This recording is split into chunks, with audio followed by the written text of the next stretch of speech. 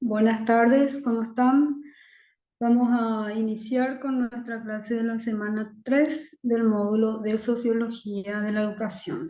Bueno, vamos a estar hablando sobre el tema 1, construcción de un nuevo paradigma socioeducativo. Tema 2, los 5 pilares de la educación. Bien, bueno. Construcción de un nuevo paradigma socioeducativo.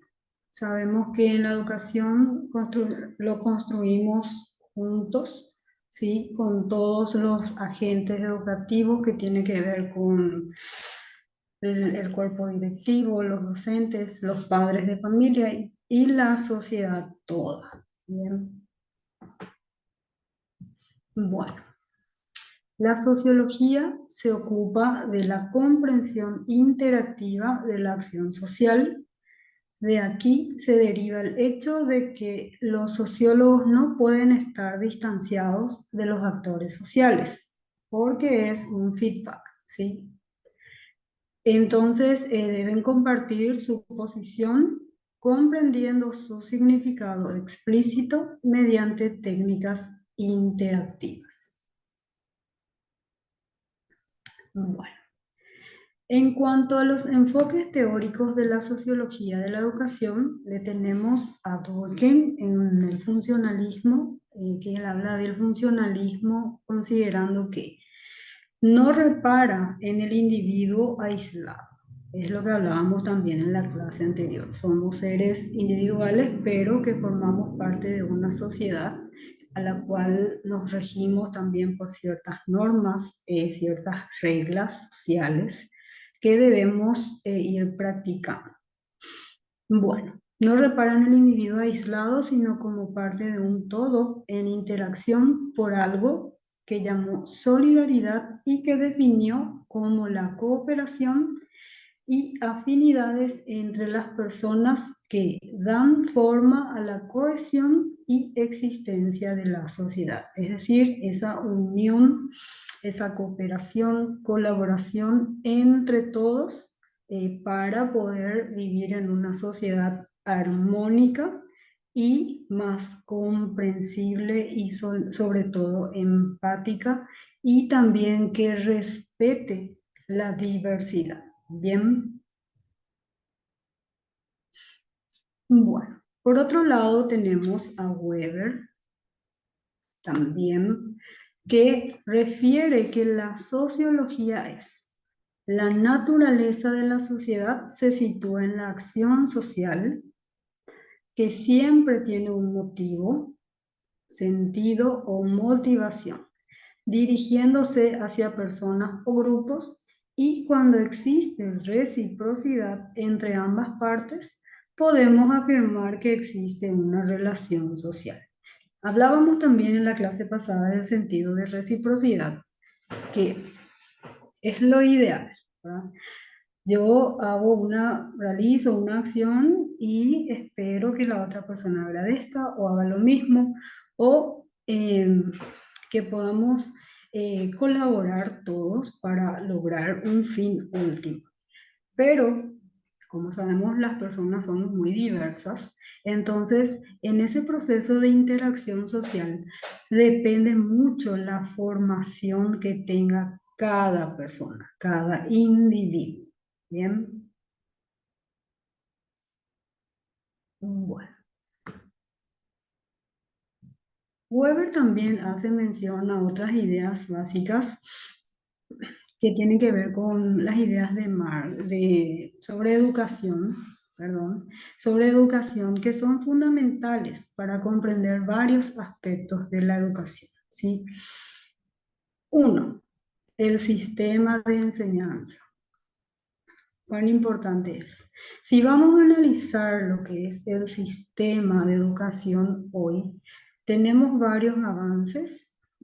Sabemos que anteriormente nuestro sistema de enseñanza era básica, rudimentaria, considerando que trabajábamos, bueno, si bien hoy también siguen estas prácticas en algunos lugares, la pizarra y la tiza, pero también tenemos ya profesionales que están empapados con otras técnicas de enseñanza que también utilizan otros recursos. También hablamos de los recursos tecnológicos, que tenemos que diferenciar que el uso de los recursos tecnológicos no implica solamente utilizar una computadora, una notebook o un retroproyector, sino cuál es la funcionalidad que le damos, cuál es la utilidad, cuál es el logro que obtenemos a través del uso de herramientas tecnológicas dentro de un sistema de enseñanza-aprendizaje. Bien, bueno. Otro punto importante también es la gratuidad, obligatoriedad de la enseñanza, la relación entre la escuela, el Estado, el gobierno y la iglesia. Bien, como decíamos, mencionábamos también en la clase pasada, es importante considerar que existe una relación, pero no mezclar los roles, ¿sí? En la escuela podemos orar como un agradecimiento, como parte de un ser espiritual, pero no enfatizar la escuela, no religiosa, no hacerla religiosa propiamente, ¿sí? Pero es importante que vayamos enseñando también valores espirituales, pero no enfatizarlo en eso, a la escuela, ¿sí? Bueno, y en cuanto a la gratuidad y obligatoriedad del Estado, en cuanto a brindar los recursos, también forma parte de una sociedad que tiene principios, valores y que responde a los principios básicos de una sociedad justa, honesta, ¿verdad? Entonces, también son valores importantes que hacen a una sociedad, que le hacen hoy a nuestra sociedad actual. Bueno, el carácter público-privado de la enseñanza. También tenemos situaciones que se dan con relación a este punto. Las escuelas privadas, en la mayoría de los casos, son vistas como empresas que confunden impartir enseñanzas con el cobro o con el pago de aranceles, y en algunos casos se da el caso de que si no abonan las cuotas, el niño es marginado, no se les entrega las libretas de calificación, por ejemplo. Entonces hace que dentro de esta sociedad que consideramos que debe ser justa y equitativa, se den otra vez estas diferencias que finalmente afectan solamente al proceso de enseñanza-aprendizaje y en la parte valorativa también de los estudiantes, a nadie más, ¿sí? Bueno, la función educadora del Estado, la decisión del trabajo social y la educación, la cultura, los científicos, ¿sí? Bueno, el papel de los intelectuales en la transmisión social, que también tiene mucha relevancia, ¿sí? Cuando nosotros hacemos investigaciones, trabajos de investigación, en la mayoría de las veces no lo damos a conocer, ¿sí? El trabajo, el conocimiento, hay que compartirlo. Es un principio que yo manejo desde la universidad, ¿sí? Si sabes algo, si tenés un trabajo que realizaste, ya sea solo o en conjunto, debes darlo a conocer. ¿Por qué? Porque ese trabajo le va a servir de herramienta a otros colegas, a otros profesionales, y también puede contribuir a nivel nacional e internacional, ¿sí? Bueno, en cuanto a los pilares de la educación, tenemos hoy los 5 pilares que en cierta forma afectan o inciden, mejor dicho, en todo este desenvolvimiento o desempeño social que tienen nuestros estudiantes, ¿sí? ¿Por qué? Porque no podemos apartar uno de otro. Todos los pilares tienen el mismo nivel de importancia. No podemos decir que uno es más importante que otro porque se conjugan entre sí. Bien, bueno. ¿Cómo nosotros enseñamos a través de estos pilares en el contexto educativo? Vamos a ver ahora, ¿sí? Bueno, aprender a hacer. ¿A qué se refiere? Dice, desarrollándose en cuerpo e inteligencia, el pensamiento autónomo y crítico. ¿Cómo podemos lograr todo esto? Porque es bastante amplio. No podemos pretender que en un año escolar nuestros niños aprendan a hacer, aprendan a conocer, aprendan a emprender, a vivir juntos, porque es un proceso constante y dinámico, ¿sí? De ahí la importancia y la insistencia que tengo siempre con este concepto de trabajar todo lo que tiene que ver con el desarrollo del niño, tanto en conocimiento, procedimientos y también la parte actitudinal desde las primeras etapas escolares. Desde que el niño es escolarizado, ya debemos ir trabajando de acuerdo al nivel de percepción que tengan los niños, ir trabajando ya todas estas ideas que están escritas en nuestros diseños curriculares, ¿sí? Un ejemplo, en, en el nivel inicial, por ejemplo, habla de las dimensiones. Dice, conozco mi cuerpo, acepto mi cuerpo, también trabajan hábitos y dicen en el colectivo, ¿verdad? Dicen que los niños en el nivel inicial van solamente a jugar. Esa es la idea que tiene la gente del nivel inicial. Pero el maestro que hace bien la tarea desde el nivel inicial no es que hace solamente esa dinámica de juego como tal, sino que a través del juego van aprendiendo mucho. Porque el aprendizaje basado en juegos tiene un sustento teórico. No es el juego por el juego nada más, sino que a través de eso van adquiriendo habilidades y destrezas y también valores, ¿sí? Bueno, ya eso, trabajándolo desde el nivel inicial, trasladándolo a el primer ciclo, luego segundo, tercero y ya educación media, si todo ese trabajo se hizo en forma articulada, el resultado va a ser óptimo. Bien, bueno. Considerando entonces aprender a hacer, lo que podemos lograr es reconocer que el alumno, ¿verdad? Reconozca su autoconciencia, conocerse, ¿verdad?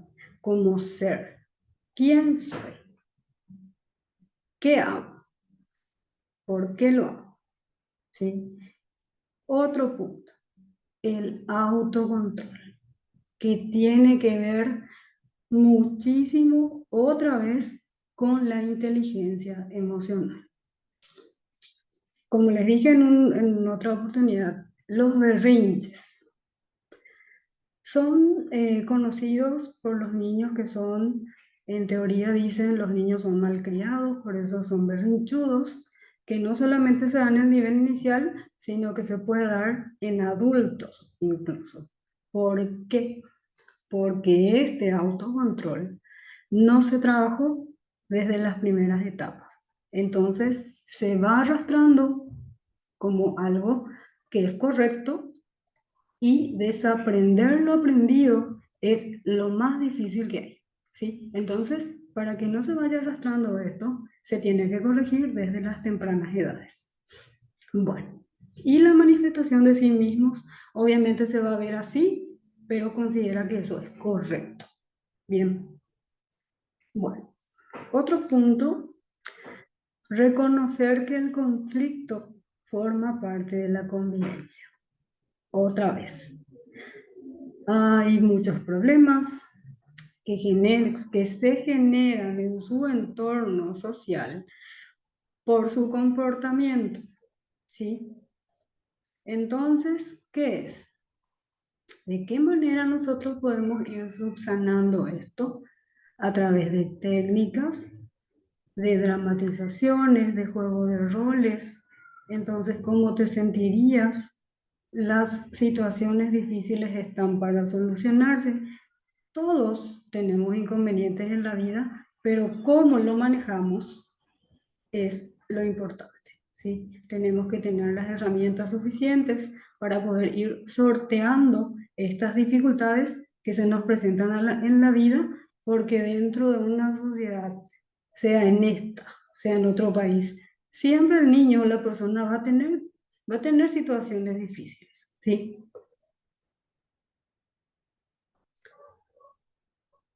Bien, en cuanto al segundo pilar que habla sobre aprender a hacer. Bien, ¿qué es lo que trabajamos? Pone en práctica sus conocimientos y al mismo tiempo va entrenándose para el acceso a mejores espacios laborales. ¿Sí? Como les decía, los estudiantes hoy, bueno, todos tenemos ciertas habilidades, algunos mayores habilidades, mayores destrezas en el arte, en la música, en la mediación, en la expresión. Sin embargo, hay otros niños o personas que tienen en menor rango, por decirlo de una forma, pero nosotros como profesionales de educación damos las herramientas y vamos fortaleciendo aquellas áreas que tienen mayores debilidades. Y si encontramos potencialidades, genial, las seguimos trabajando. Y sobre todo resaltando aquellas cuestiones que son positivas para nuestros niños y trabajamos aquellas que tienen mayores dificultades. Bien. También en el proceso de aprender es indispensable aprender a conocer. ¿Por qué? Porque conocer a veces no es suficiente si yo no lo puedo implementar. ¿Sí? En ese concepto de aprender se da el proceso de hacer o de implementar o de contextualizar, que se convierte en un aprendizaje significativo. ¿Por qué? Porque hay muchas veces que, como dice, se refiere a la capacidad de resolver problemas. Un ejemplo más claro es el estudiante de derecho. Tiene muchos conceptos, mucha lectura, pero al momento de hacer, de aplicar esos conceptos que conoce, no lo puede hacer. Entonces, ¿qué tan funcional es el conocer sin el poder hacer? ¿Sí? Entonces, ambos están estrechamente relacionados. ¿Por qué? Porque el conocimiento no es suficiente si no puedo aplicarlo al contexto real. ¿Sí? Tiene que tener la funcionalidad necesaria para que sea realmente útil. ¿Sí? Bueno,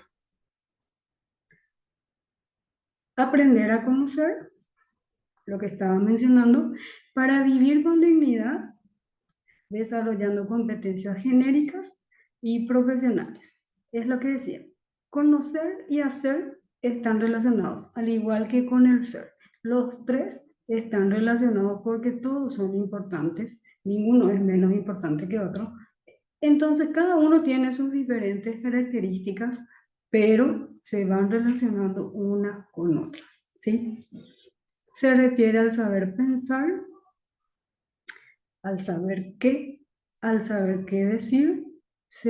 Este aprendizaje puede considerarse a la vez un medio y una finalidad de la vida humana, ¿sí? Tenemos que conocer, tenemos que estar preparados para todos los contextos de la vida, pero este conocimiento tiene que estar relacionado con el saber hacer, ¿sí? Otro punto también importante es aprender a convivir. ¿Cuán difícil es? ¿Sí? Cuando estamos en una sociedad donde todos somos diferentes, tanto en conocimientos, habilidades, destrezas y como personas. ¿Verdad? Somos muy diversos y muchas veces el relacionamiento con el otro se hace un poco difícil porque cada uno tiene sus propias características, sus propias vivencias, ya sean en casa o en la institución. Entonces, ir trabajando también estas dinámicas en el aula es muy importante. Bien, bien. Aprender a convivir implica la adquisición de normas, valores y actitudes que posibiliten la convivencia armónica. Se relaciona con el desarrollo del razonamiento moral que se traduce en aprendizajes positivos hacia los demás, ¿sí? Bueno, la palabra clave dentro de esta idea es la convivencia armónica. ¿Cómo podemos trabajar esto o lograr, mejor dicho, a través de esta comunicación asertiva? Porque cuando estamos en un escenario donde estamos diferentes tipos de personas, si nosotros vamos a emitir nuestras opiniones de acuerdo a lo que yo veo o a lo que yo creo, entonces esa relación armónica va a ser un poco difícil, ¿sí? Por eso es importante enseñar a los niños qué significa una comunicación asertiva. No ser sumisos, no estar todo el tiempo acatando lo que el otro dice, sino que el respeto hacia la opinión del otro también es importante, ¿sí? Y son varios elementos que se tienen que ir trabajando para que nosotros, como sociedad, podamos avanzar de forma civilizada, ¿verdad? Bien. Aprender a emprender. En este punto, esto tiene mucha importancia hoy día por el tema de las mini empresas, microempresas que le dicen ya en estudiantes más grandes, eh, el desarrollo sustentable, que no solamente lo podemos proyectar como un negocio propiamente, sino que también como una micro empresa dentro de nuestras casas, ¿sí? Por ejemplo, manifiesta interés en el cultivo de productos sustentables. Bueno, nosotros podemos realizar algunos proyectos dentro de las instituciones educativas. Eh, Hubo un tiempo en el que se trabajó mucho en las huertas, en las escuelas, y ¿qué es lo que propicia? Aparte del trabajo coordinado, colaborativo dentro de las escuelas, también les provee a ellos, a los niños, esas herramientas para poder trasladarlo a la casa, ¿sí? Y tener la huerta sustentable para el consumo de los hogares, ¿sí? Y luego ya, conforme pasan los grados, también ya pueden ir trabajando las huertas que tienen ese regadío artificial. Ya depende de cómo ellos van trabajando también ese aspecto creativo. Bien, normalmente este tema de la elaboración de las huertas, que son de uso un poco más sofisticado, se trabaja a través de IPA, que trabajan los niños del tercer ciclo, y también ya en educación media, los estudiantes que tienen énfasis técnico también van preparando esas huertas colgantes que tienen motores, que tienen regadíos artificiales, pero que ya, como digo, depende de con qué enfoque lo ven, ¿sí? Porque si es sustentable para el hogar, se puede hacer en tierra. Y si ya es de uso comercial, lo hacen ya con regadío artificial, motores. Entonces depende de eso, ¿verdad?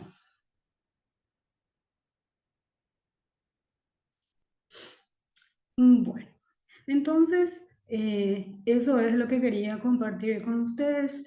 Las experiencias de aula son muy valiosas. Solamente los que tenemos la oportunidad, tuvimos o tenemos la oportunidad de estar en aula dentro de ese contexto de niños pequeños, medianos y un poco más grandes, podemos saber que se puede lograr muchísimo con ellos a través de la aplicación de técnicas apropiadas para cada grupo o curso. Bueno, voy a compartir con ustedes la tarea.